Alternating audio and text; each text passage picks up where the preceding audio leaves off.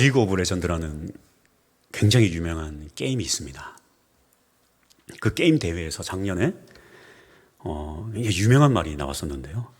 한 기자가 김혁규라는 선수를 인터뷰하고 이런 제목을 달았습니다. 김혁규 선수 패배 괜찮아. 중요한 건 꺾이지 않는 마음. 이런 이 기사의 제목을 달았습니다. 이후에 2022년 카타르 월드컵에서 우리가 16강을 굉장히 조마조마하게 진출하지 않았습니까? 그래서 그때 이 16강 확정을 지은 뒤에 국가대표팀 선수들이 태극기를 펼쳤습니다. 근데 그게 카메라에 딱 잡혔는데요. 그 태극기에 뭐라고 적혀 있었냐면 중요한 것은 꺾이지 않는 마음, 이렇게 적혀 있어서 이 문구가 굉장히 유명해졌습니다. 그래서 여러분, 요즘 젊은이들이 그런 얘기 많이 해요. 중꺾마 그럽니다. 네. 굉장히 유명한 말이에요. 여러분, 제가 하나 알려드렸으니까 중꺾마 하면 중꺾마가 뭔가 그러지 마시고, 중요한 건 꺾이지 않는 마음이구나, 그렇게 알아들으시면 되겠습니다. 할렐루야. 네. 오늘 본문의 제자들의 마음에도 바로 이러한 마음이 필요했습니다. 예수님께서 죽으시고 부활하셨습니다. 얼마나 감격스럽습니까? 또 예수님께서 40일 동안을 제자들과 함께 하셨어요. 그러고는 몇 마디 남기시고는 하늘로 승천하셨습니다. 중요한 것은 도대체 뭐 하나 상황이 좋아진 게 하나도 없더라는 거예요. 예수님 부활하신 거 좋습니다. 40일 함께 하신 거 좋아요. 그런데 뭔가 대단한 일이 좀 일어나야 되는 거 아니겠습니까? 하지만 로마는 여전히 기세등등하고 종교 지도자들은 제자들을 죽이려고 득달같이 달려드는데, 시간이 지날수록 유대인들은 더 이 기독교인들을 죽이려고 안달안달이 나는 것입니다. 도대체 상황이 나아지는 게 하나도 없어요. 그래서 이 제자들이요, 예수님 승천하시기 전에 물어봅니다. 예수님께 6절, 그들이 모였을 때에 예수께 여쭈어 이르되 주께서 이스라엘 나라를 회복하심이 이때이니까 하시니. 예수님 승천하시기 전에 붙잡고 물어봅니다. 예수님, 우리나라, 이 이스라엘 나라 언제 독립시켜 주시나요? 언제 독립시켜 주실 거죠? 지금 회복시켜 주실 것인가요? 하지만 예수님의 답변은 이런 지하로 끊어버립니다. 7절, 너희가 알 바 아니오. 우리도 우리의 관심사가 있어요. 정치에 대한 문제. 또 우리나라는 언제쯤 중국하고 일본하고 미국하고 세계 열강들 앞에서 큰 소리 한번 칠 수 있나? 우리 가정은 좀 언제쯤 상황이 좋아질까? 내 남편은, 내 아내는 언제쯤 내 마음에 좀 들까? 우리의 자녀는 언제쯤 일이 풀릴까? 언제 시험 100점 맞을까? 언제쯤 취업 좀 할까? 언제 좋은 대학 갈까? 언제 결혼할까? 내 사업은 언제 대박 날까? 이런 우리의 관심사들이 때로는 예수님께 이런 대답을 들을 수 있습니다. 너희가 알 바 아니오. 낙심될 수 있어요. 실망될 수 있습니다. 그럼에도 불구하고 중요한 것이 있어요. 여러분, 꺾이지 마십시오. 제자들이 낙심하지 않았습니다. 상황이 너무나도 안 좋지만 낙심하지 않았어요. 왜냐하면 이 예수님의 마지막 말씀 때문인데요. 8절 말씀 한 번 더 봅시다. 오직 성령이 너희에게 임하시면 너희가 권능을 받고 예루살렘과 온 유대와 사마리아와 땅끝까지 이르러 내 증인이 되리라 하시니라. 이 말씀 너무나도 중요합니다. 너무나도 중요해요. 몇 번을 강조해도 부족함이 없습니다. 왜냐하면 여러분, 우리의 인생은요, 사건 중심으로 살아가는 것이 아니라 해석 중심으로 살아가기 때문입니다. 무슨 얘기냐면, 여러분, 사건은요, 모든 인생에게 거의 대부분 동일하게 일어나요. 대부분 비슷한 일을 겪으면서 살아갑니다. 그런데 한 명 한 명 인생에 굉장히 큰 차이가 나요. 이유는 뭐냐면 이 해석을 달리하기 때문입니다. 예를 들어서 여러분, 안 좋은 일들을 보면요, 대부분 똑같은 일들을 겪어요. 안 좋은 일들을 똑같이 겪지만 누군가는 반면 교사를 삼고 또 인생을 변화시키는 반면에 누군가는 절망합니다. 내 인생이 원래 그렇지. 평생을 그대로 살아가요. 절망하면서. 그래서 이 똑같은 사건들을 우리는 겪으면서 살아가지만 해석의 차이 때문에 다른 인생을 살아가는 것입니다. 그래서 여러분, 이 해석이 참으로 중요합니다. 이 해석이 바로 인생의 방향성을 결정하기 때문인데요. 여러분, 속도보다 방향입니다. 아무리 늦더라도 옳은 방향으로 한 걸음씩 한 걸음씩 내딛는 것이 너무나도 중요합니다. 그래서 오늘 이 말씀은 우리의 믿음의 해석과 방향을 결정해주는 너무나도 중요한 말씀이에요. 너무나도 중요한 말씀이에요. 특히 이 8절 말씀 안에 이 사도행전의 모든 키워드가 이 안에 다 들어있습니다. 아니, 사도행전뿐만 아니라 이 초대교회 때부터 지금까지의 교회, 이 2000년 역사의 모든 핵심 키워드가 이 말씀 안에 다 들어있어요. 다 들어있어요. 너무나도 중요합니다. 오늘 하나하나 살펴볼 텐데요. 첫 번째, 이 사도행전의 첫 번째 키워드는 무엇인가? 다 같이 한번 읽어볼까요? 빨간색. 자, 시작. 성령. 제가 고2 때 한 번은 이 5박 6일 수련회에 참석을 하는데요. 제가 그때 방학이 아직 안 돼가지고 청년 학생들 참석을 하는데 저는 이 3일째 저녁에 들어가서 참석하기로 했습니다.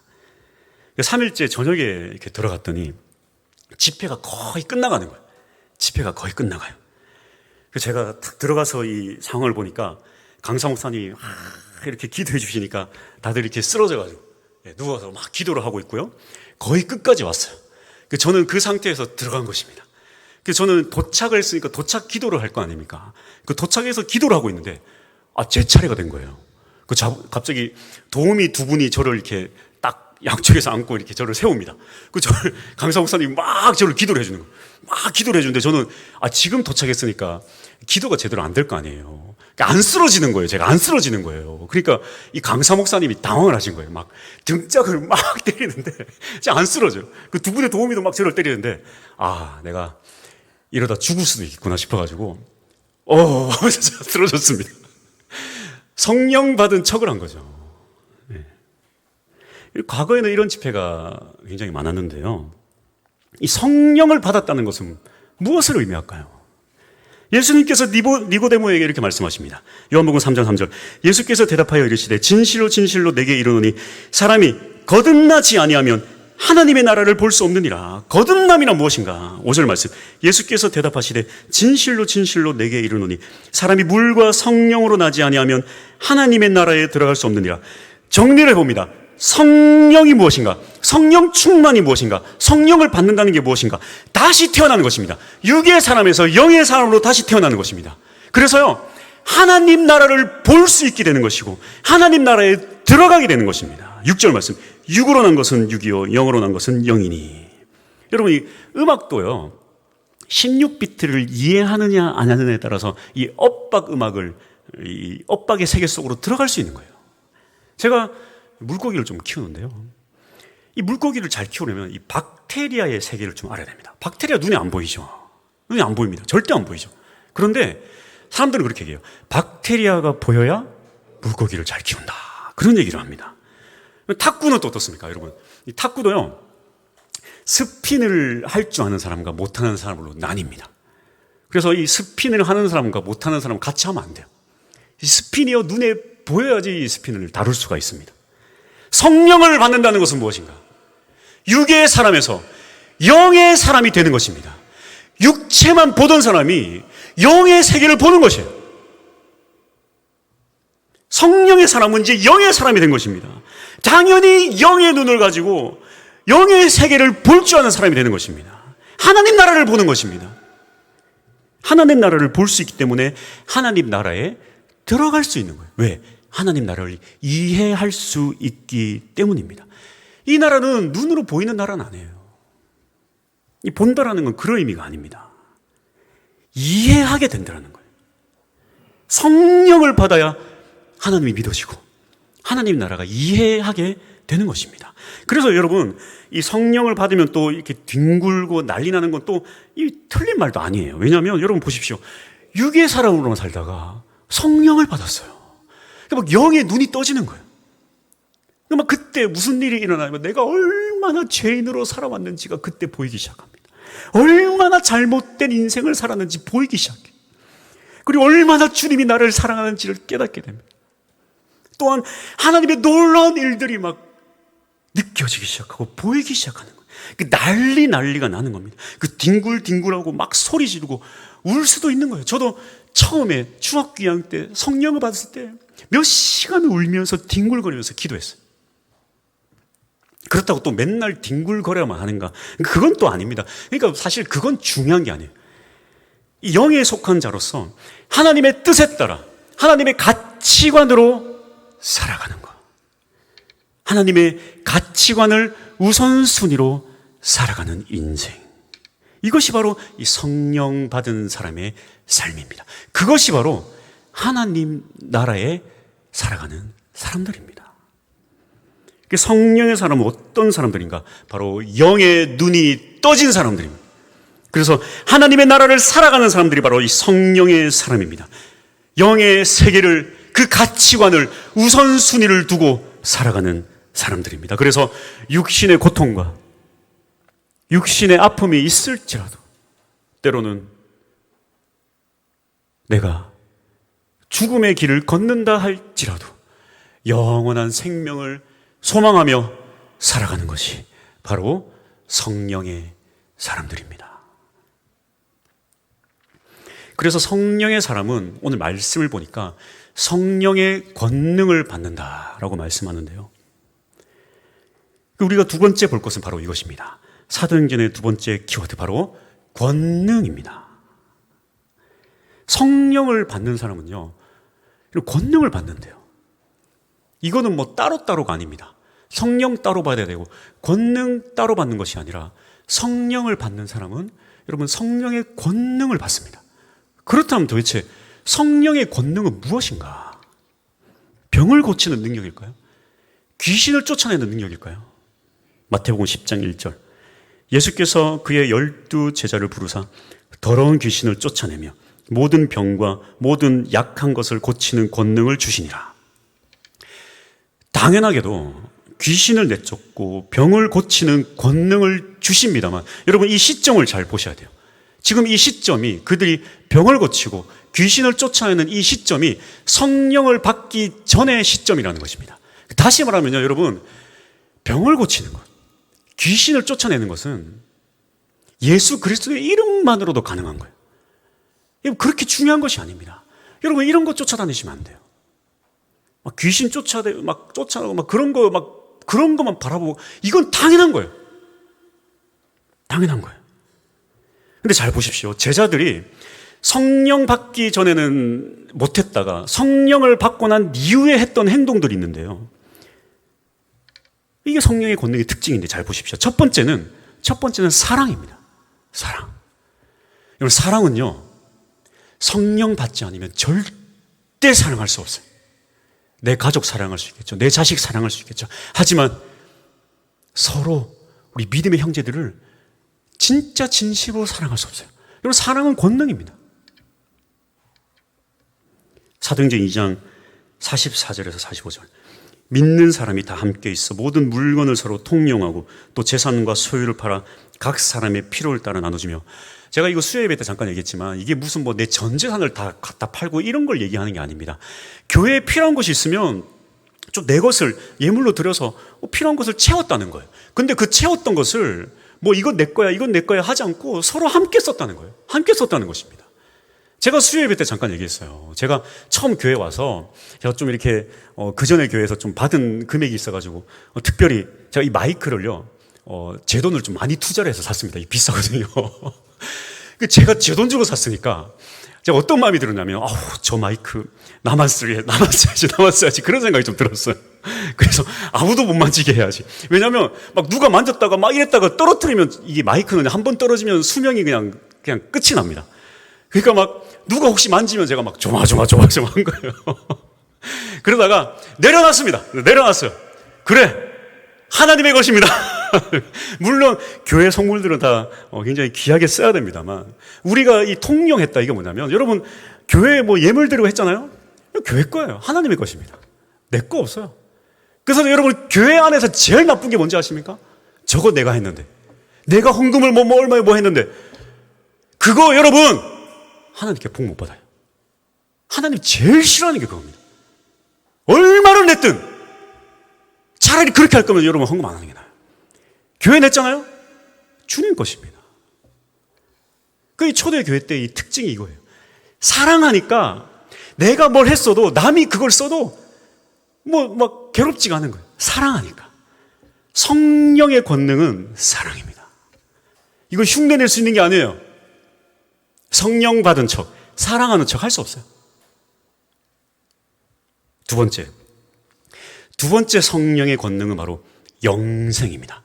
영생이 무슨 권능인가? 여러분 잘 보십시오. 제자들이 성령 받기 전에 어떻게 한 줄 아십니까? 예수님이 잡히셨어요. 다 뿔뿔이 흩어졌습니다. 도망쳤어요. 왜? 죽을까봐. 목숨이 아까운 거예요. 그런 그들이 성령을 받으니까 어떻게 됩니까? 죽음을 두려워하지 않습니다. 스데반이요.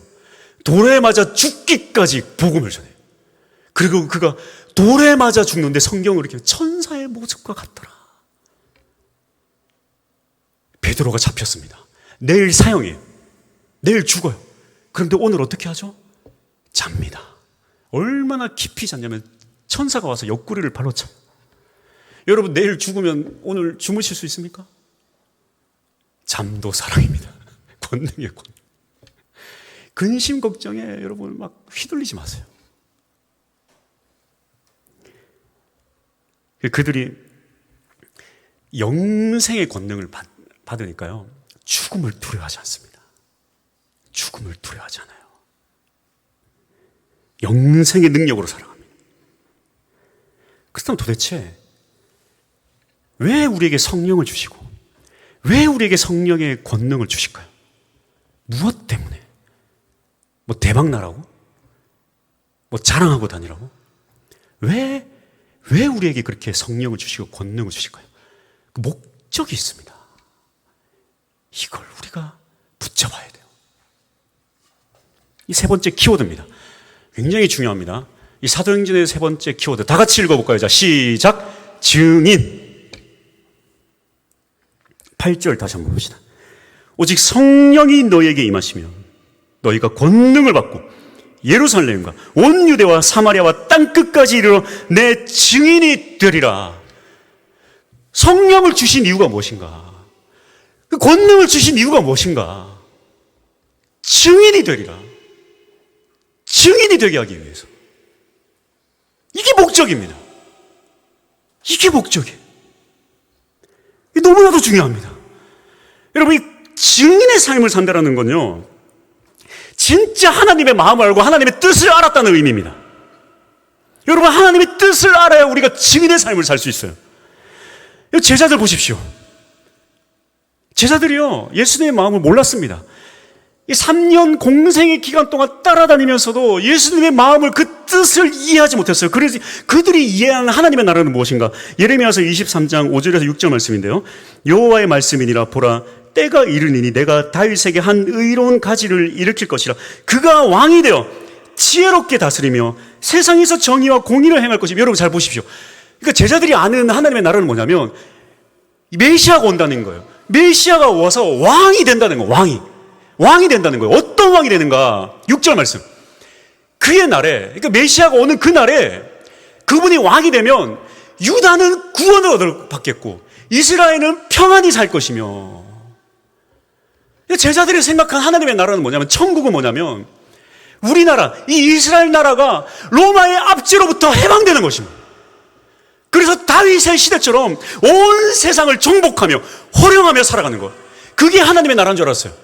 그래서 예수님 승천하기 전까지 예수님 붙잡고, 예수님 이 나라 언제 회복됩니까? 이 나라 회복시켜줘야죠. 이 나라 회복시켜줘야죠. 예수님 그거 아니야. 너희 알 바 아니다. 성령 받으라. 증인의 삶을 살아라. 그것이 하나님의 나라다. 여러분, 예수님 승천하는 걸 500여 명이 봤는데요, 380명이 다 떠났습니다. 120명만 기도해요. 성령을 받으려고. 예수님 승천을 받다고 해서 다 기도한 게 아니에요. 그래서 성령을 받은 자들이 깨달은 게 뭐냐면 하나님의 나라를 깨달았어요. 그 하나님의 나라가 뭡니까? 이스라엘 나라, 자기들만 구원받는 게 아니라 온 이방인들도 예수 그리스도를 믿기만 하면, 지금 대한민국에 살아가는 우리도 예수 그리스도의 그 십자가를 붙잡기만 하면 예수님 우리의 아버지가 되시고 왕이 되신다는 거예요. 천국에 들어갈 수 있는 것입니다. 이걸 깨달으니까 이들이 성령을 받고 뭐 했냐면 목숨 걸고 인생을 걸고 그 권능을 받아서 복음 전하는데, 증인의 삶을 사는데 그들의 모든 인생을 다 바친 것입니다. 톱에 쓸려 죽어가고, 십자가에 거꾸로 매달려 죽어가고, 돌에 맞아 죽어가고, 그러든 말든 복음 전하며 살아가기 시작한 거예요. 성령을 받았습니까? 증인의 삶을 살아가는 것입니다. 증인의 삶을 살아가는 사람입니까? 성령의 사람들입니다. 그 증인의 삶을 살아가는 게 너무나도 중요해요. 너무나도 중요해요. 증인의 삶을 살아가는 사람이 바로 천국을 깨달은 사람입니다. 그러니까 당연히 하나님께서 권능도 주시고 능력도 주시는 거예요. 2019년도에 제가 이렇게 고등학생 아이들 한 30명을 데리고 인도네시아에 선교를 갔습니다. 인도네시아는 90%가 이슬람이에요. 첫째 날, 둘째 날은 그 선교사님이 세운 학교에서 사역을 하니까 무슨 전도 사역을 한 게 아니라 돕는 사역을 했다면, 셋째 날에는 정말 이 이슬람 마을로 들어갔습니다. 해발 1000m 아주 고산지대 마을에 현지 교회에 갔는데요. 이 저녁 집회를 하겠다고 막 이렇게 한국 사람들이 와가지고 막 이렇게 하니까 온 동네 사람들이 다 모였어요, 교회에. 딱 한 이만한 사이즈인 것 같아요, 그 교회 크기가. 근데 꽉 찼습니다. 근데 세상에 보니까 전부 다 이슬람 사람들이에요. 예, 남성들은 터번이라는 걸 다 쓰고 있고 여성들은 다 히잡이라는 걸 다 쓰고 있어요. 딱 누가 봐도 이슬람 사람들이 막 눌리더라고요. 이슬람 사람들이 다 앉아 있으니까 눌렸습니다. 그래서 아이들, 야, 우리 막 화이팅하자, 화이팅하자. 그래서 우리 고등학생 아이들 막 뭐 워십 댄스 같은 거 하고, 제가 막 설교를 했습니다. 예수님 이 땅에 오셨습니다. 뭐 예수님 여러분들 사랑하십니다. 막 이렇게 설교를 했어요. 그 마지막에 분위기 험악하죠. 험악합니다. 그 마지막에 그랬어요. 그래도 오늘 한번 예수님 믿겠다고 결단하실 분 한번 손을 좀 들어봅시다 했는데 아무도 안 들어요. 근데 앞줄에 이렇게 두 분이, 이렇게 남자 한 분, 여자 한 분이 손을 드는 거예요. 너무 얼마나 감사합니까? 이 두 분이 손을 딱 드는데 이 공기가 흐름이 이상하잖아요. 그래서 이렇게 뒤를 이렇게 딱 이렇게 보니까 그 모든 사람들이 그 둘을 딱 째려보고 있으니까 이렇게 하더니 손을 쓱 내리더라고요. 한 명도 손을 안 들었어요. 제가 굉장히 낙심했습니다.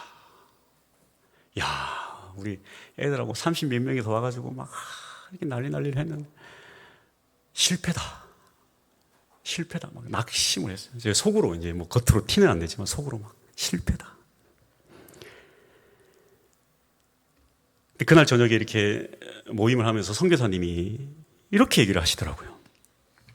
오늘 두 명이 손을 들었다가 내린 것도 여러분 잘 모르시겠지만 이거 기적과도 같습니다. 이슬람의 땅에서 열매를 기대하기 어렵습니다. 아무리 열심히 해도 전도가 되지 않습니다. 하지만 저는 이렇게 생각합니다. 선교에는 실패란 없습니다. 제가 그 얘기를 듣고 숨이 턱 막혔습니다. 내 안에 실패가 가득 채워져 있었는데 선교에 실패는 없습니다. 제가 그날 그 선교사님의 말씀을 듣고 제가 이 사도행전 1장 8절의 말씀을 그때 깨달았어요. 잘 보십시오. 성령 받아서, 권능 받아서 증인으로 살면서 무슨 얼만큼 성과를 내라, 뭐 1인당 뭐 10명을 성과를 내라, 100명을 성과를 내라, 그런 말씀이 아니에요. 무슨 결과를 내라, 성과를 내라라고 돼 있지 않아요. 뭐라고 돼 있습니까? 증인이 되리라. 중요한 건 바로 이것이구나. 증인이 되어서 무슨 성과를 내고 무슨 대박 터뜨리고 무슨 뭐 그런 것이 아니라 증인의 삶을 살아가는 것이 중요하구나. 핵심은 그겁니다. 증인으로서 살아가는가, 아니면 증인으로서 살아가고 있지 않는가.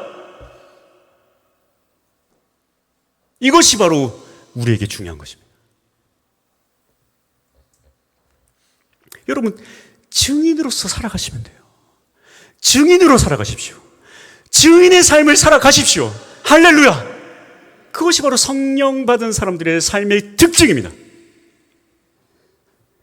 그렇다면 도대체 증인으로서 살아간다는 건 어떻게 살아가는 것을 의미할까요? 여러 가지 방법이 있겠지만 또 우리 교회가 한마음이 되어서 함께 나가야 되지 않겠습니까? 제가 몇 가지 증인으로서의 삶을 제시하겠습니다. 첫 번째로 동네 길거리 전도. 여러분, 우리는 이것을 포기해서는 안 돼요. 전도에 미련한 것, 여러분, 전도는 미련한 것입니다. 세련되게 하는 방법이 있으면 알려주십시오. 무슨 세련된 방법이 있겠습니까? 전도는 미련한 거예요. 그냥 하면 됩니다. 제가 얼마나 충격을 받았는지 몰라요. 여기 바로 밑에 있죠, 여기? 경로당이 있습니다. 걸어서 1분이면 갑니까?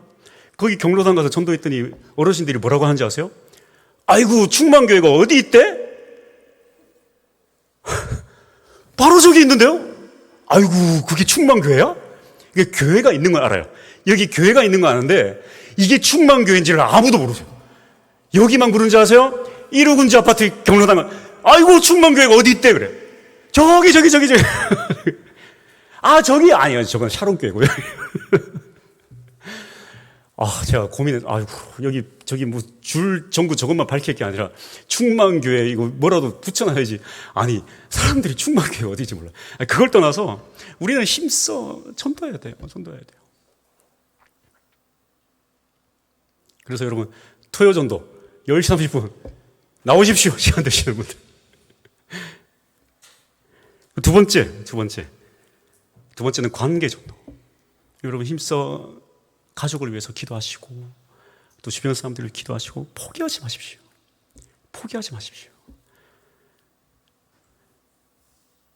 제가 옛날에 어떤 여자 집사님이 교회에서 예배 드리고 있으면 예배 시간에 들어와가지고 그 여집사님 머리끄댕이 잡고 막 끌고 나가고 그런 남편이었어요.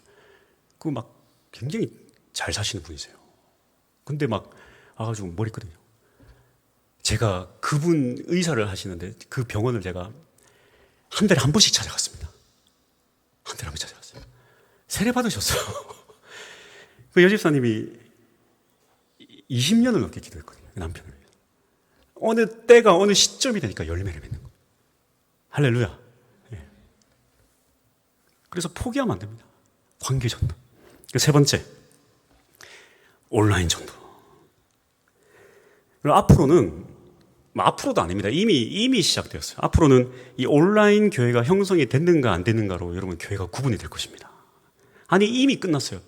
여러분, 스마트폰 시대예요.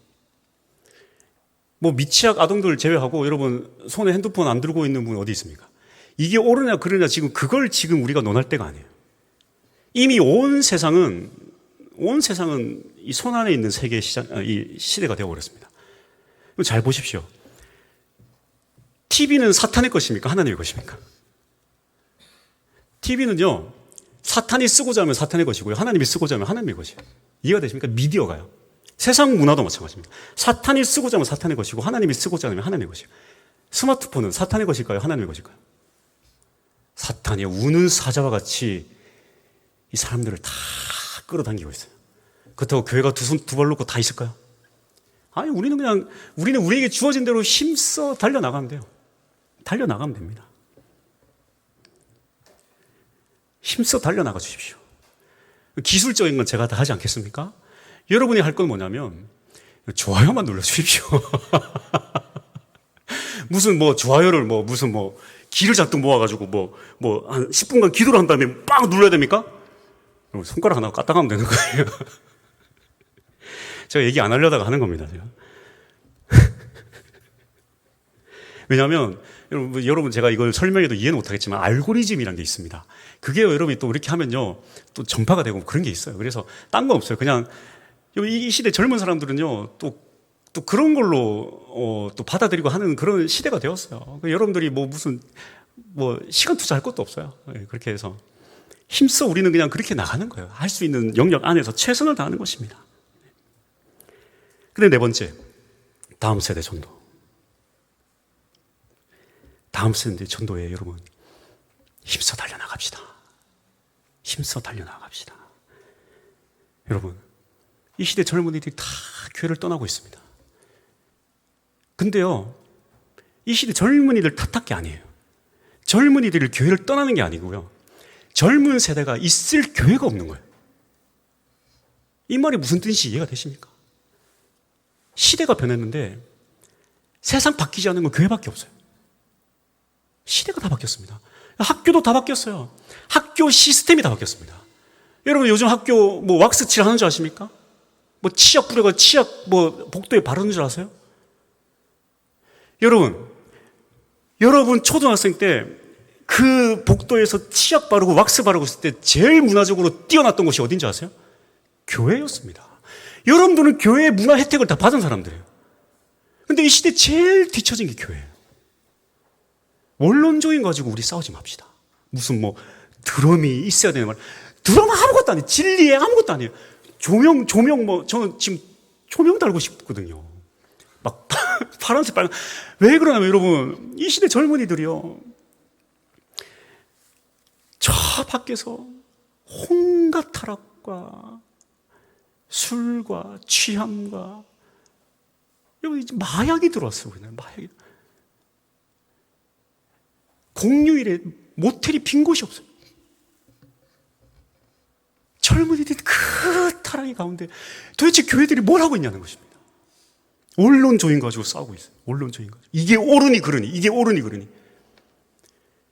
제가 이렇게 뭐 영상으로 뭐 이렇게 하는 것도요, 여러분 뭐 이거 좋아하시는지 싫어하는지 모르겠지만 저는 그냥 달려가는. 왜? 이 시대 젊은이들이 적어도 고통스러운 예배는 드리지 말자. 제 목적은 이거예요. 이걸 놓치는 순간 여러분,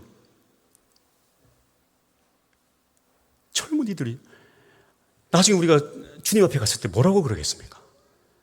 너 도대체 저 죽어가는 영혼들, 저 젊은이들이 저 죽어가고 있을 때 너 뭐 했냐 그럴 때 저는 원론적인 가지고 싸웠는데요, 그 생명 누구한테 하나님 따질까요?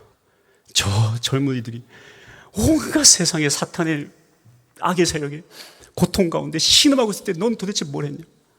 나는 혼자 예배 잘 들었는데요, 주님 앞에 갔을 때 잘했다, 충성된 종아, 칭찬받는 우리 모두가 될 수 있기를 축복합니다. 할렐루야. 증인의 삶을 포기하지 맙시다. 여러분, 성령 충만은 증인의 삶을 살아가는 자에게 성령 충만이 있습니다. 증인의 삶을 살아갈 때 성령 충만이 있어요. 성령 충만을 받았습니까? 증인의 삶을 살아가는 사람들입니다. 할렐루야. 주 앞에 나아갑시다.